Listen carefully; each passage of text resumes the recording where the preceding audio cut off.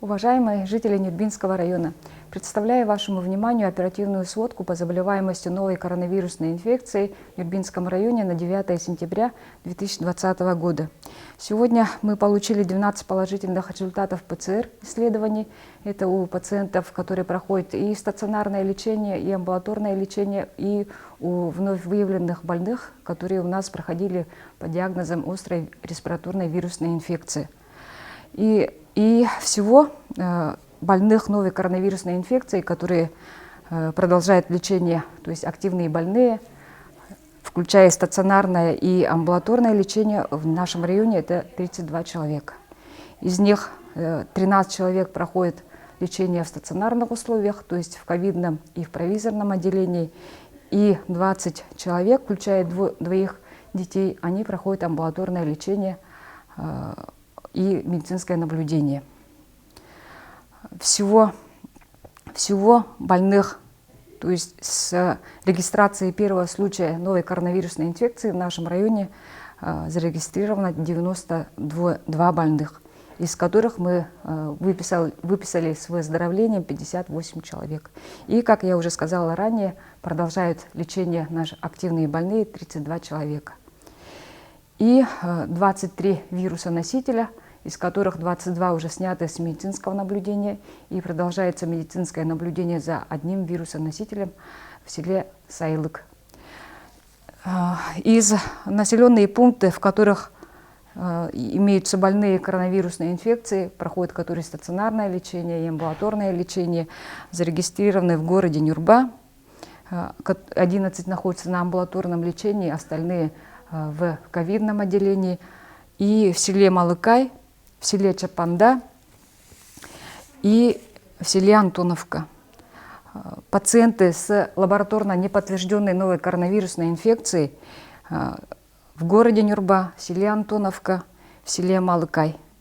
Ну и, как я сказала, вирусоноситель в селе Сайлык. Все пациенты, которые находятся в ковидном отделении, а их уже на сегодняшнее число у нас 10 человек, 8 с лабораторно подтвержденной вирусной инфекцией и 2 без лабораторного подтверждения, получают всю необходимую медицинскую помощь, лечебно-диагностическую помощь. И при необходимости мы направляем на телемедицинскую консультацию в республиканскую клиническую больницу или республиканскую больницу номер 3 для корректировки лечения и для получения консультаций специалистов республиканской больницы. Сегодня мы направили также телемедицинскую консультацию, так как поступила вчера больная стабильно в тяжелом состоянии, проходит лечение и проходит лечение в нашем отделении. Из 10 пациентов, которые находятся в ковидном отделении, 9 в состоянии средней тяжести и 1 пациентка пожилого возраста находится в стабильно тяжелом состоянии.